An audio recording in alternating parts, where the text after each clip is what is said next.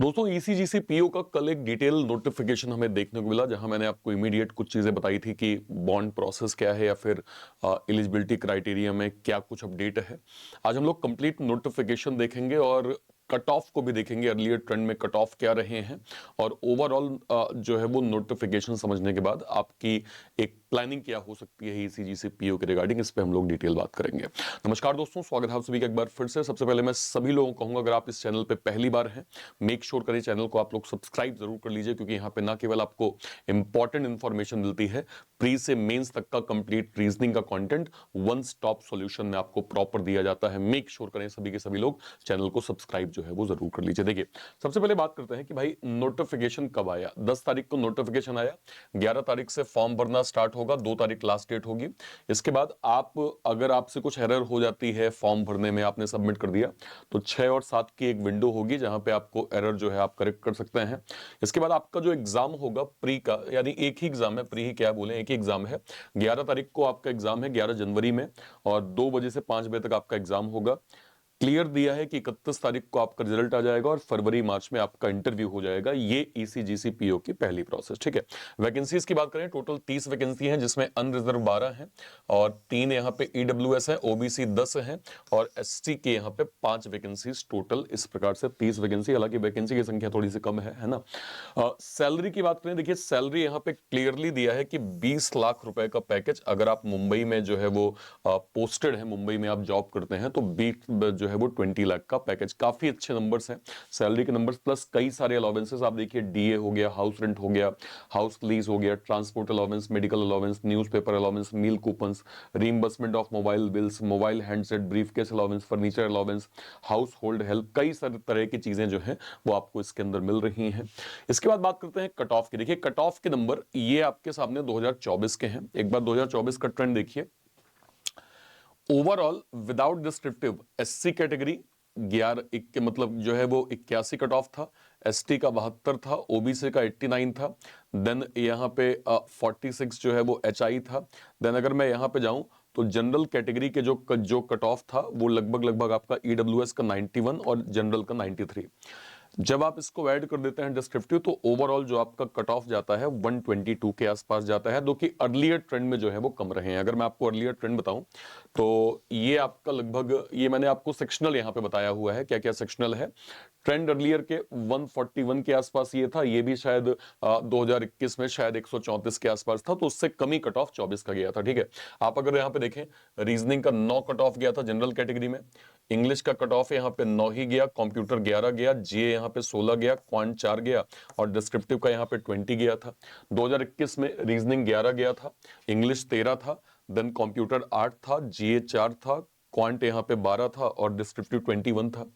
20 जो है वो ईडब्ल्यूएस की, ये क्या कहते हैं, 2022 21 की कैटेगरी है, ओबीसी एससी एसटी आप देख सकते हैं, है ना। ओवरऑल सारी कैटेगरीज यहाँ पे दी हुई हैं, मैंने एक कैटेगरी यहाँ पे आपको डिफाइन कर दी। तो ये आपके सेक्शनल कट ऑफ के भी नंबर यहाँ पे देखने को जो है वो हमें मिलते हैं।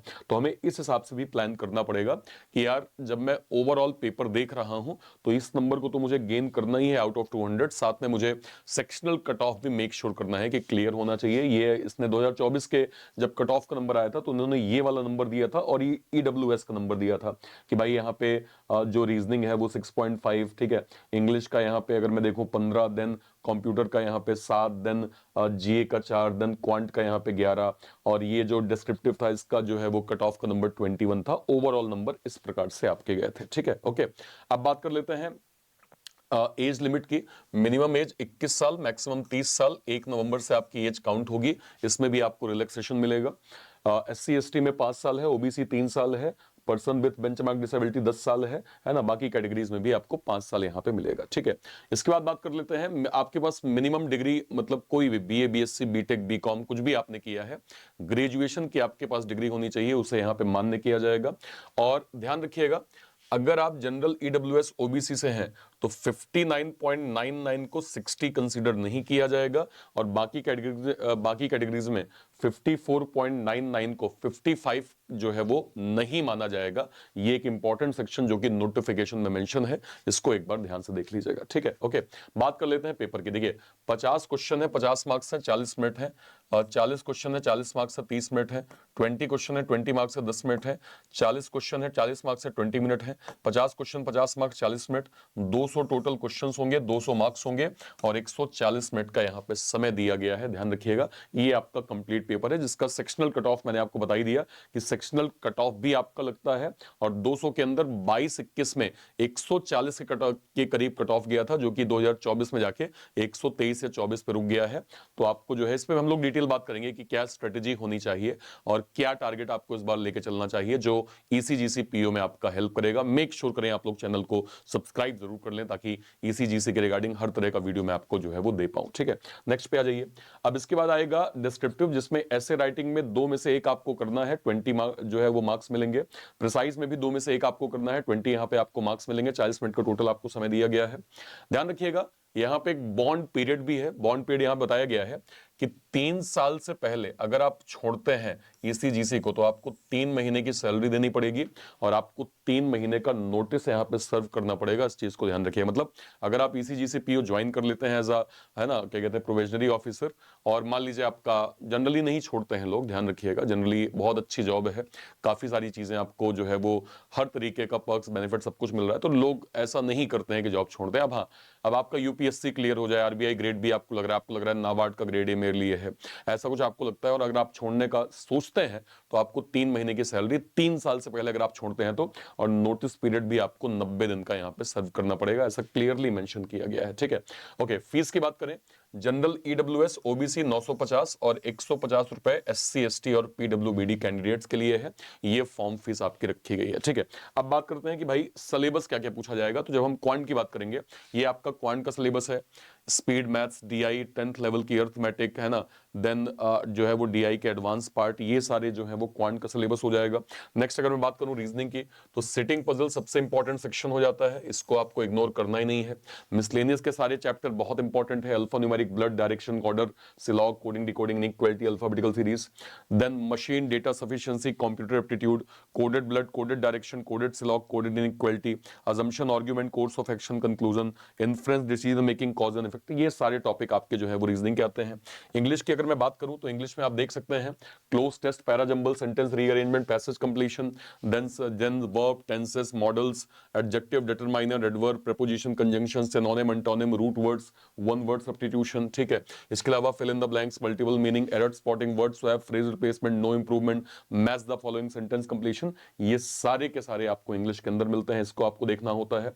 जीए की हम बात करें, हमेशा हर टीचर आपको गाइड करता है कि एटलीस्ट 6 महीने की करंट अफेयर आपको आनी चाहिए, जिसमें नेशनल और स्टेट्स के affair, economical, banking, business news, appointment, resignation, summit, conferences, important days and events, MOU, merger, acquisition, ये सब चीजें। इसके अलावा अगर मैं मार्केट की बात करूं तो इंडिया और वर्ल्ड की regulatory body, money market, Bharat में कैसे काम करता है, भारत का बैंकिंग सिस्टम क्या है, बैंकिंग की टर्मिनोलॉजी क्या है, वो सब चीजें।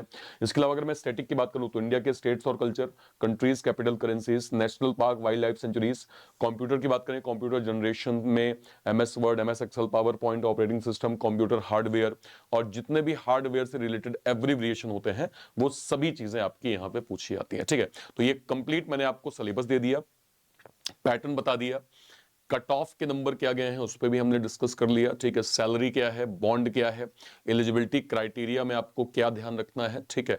तो अब थोड़ा सा एक बार देख लीजिए कि आप किस तरह से जो है इसके लिए तैयार हो सकते हैं, क्योंकि देखिए इंपॉर्टेंट है सिलेबस कंप्लीशन, आपको पढ़ना पड़ेगा क्योंकि इसमें कंपटीशन अच्छा खासा है भाई, वैकेंसीज बहुत कम है, कंपटीशन अच्छा खासा है, ठीक है। तो वो चीज आपको थोड़ा सा जो है वो ध्यान रखना पड़ेगा। हमने इसके लिए ध्यान में रखते हुए हमने कंप्लीट एक बैंकर्स फाउंडेशन का बैच लॉन्च किया है। इस बैच के माध्यम से आप इस एग्जाम का भी एक बेस जो है वो बहुत अच्छे से कवर कर सकते हैं। इसमें ईसीजीसी पीओ के रिगार्डिंग जो भी आपका क्वांट का, रीजनिंग का, इंग्लिश का, जीए का, कंप्यूटर का, जो भी एक आपका बेसिक सिलेबस है वो सब हम बैंकर्स फाउंडेशन के इस बैच में प्रॉपर कवर कर रहे हैं, जहां पे एडवांस लेवल तक का कंटेंट आपको वन स्टॉप सॉल्यूशन में प्रॉपर मिल जाएगा। इसके अलावा अगर मैं यहां पे बताऊं, हमने रीजनिंग का स्पेशल एक बैच लॉन्च किया है, पजल विजार्ड का रीजनिंग का एक जो है वो डेडिकेटेड पजल का बैच है।